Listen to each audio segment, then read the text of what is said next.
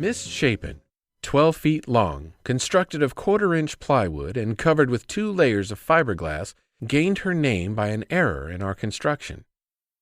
Miss Shapen came into being in 1958 for the sole purpose of taking 2 new Alaskans to the Kenai Peninsula's newly accessible Swanson River.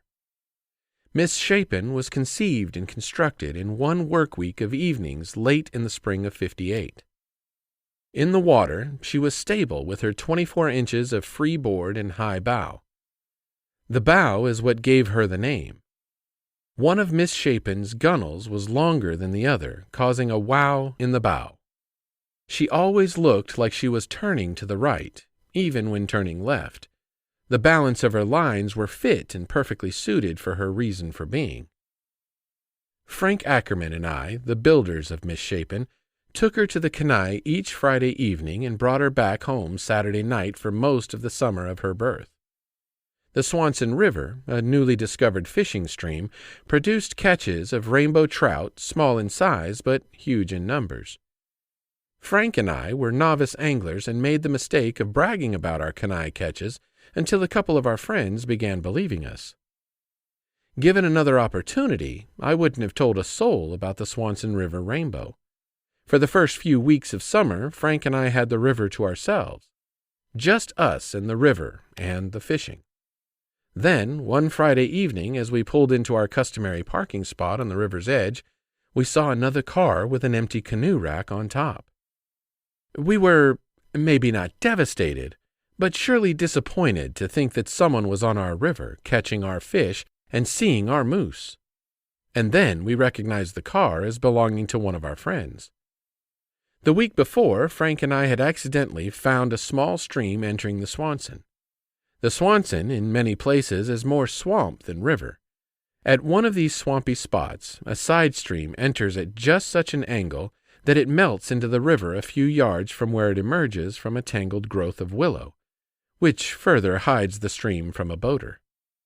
The week before, we'd forced our way through the tangled wall of willows and discovered a picture-perfect trout stream complete with deep pools and riffles holding trillions of hungry rainbow.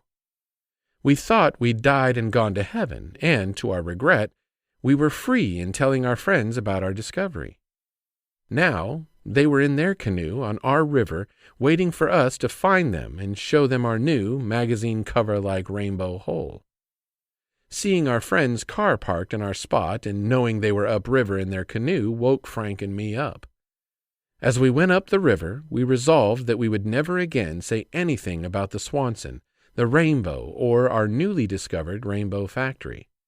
And further, we'd die before we'd show it to anyone. As we approached the entrance to our secret hole, we could see our friends in their canoe further up the river.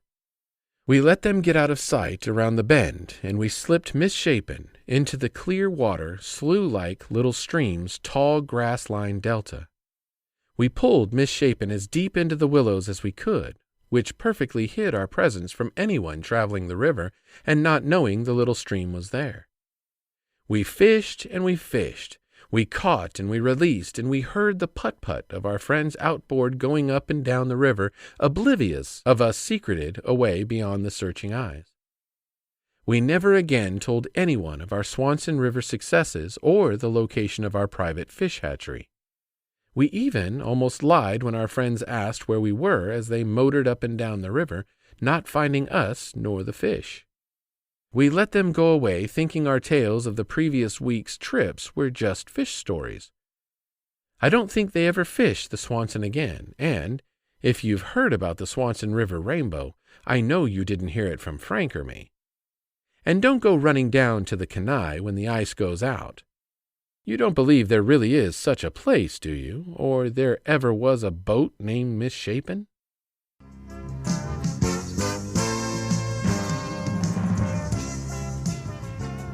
When you go outdoors, take a young person with you and teach them by your example what it means to be a sportsman. Behind the wheel or in the boat or on the road or in the lake, take the high trail and practice ethics of fair chase. Goodbye and good luck. May God bless you in the land of the midnight sun, and may your days be happy and long in Alaska's outdoors.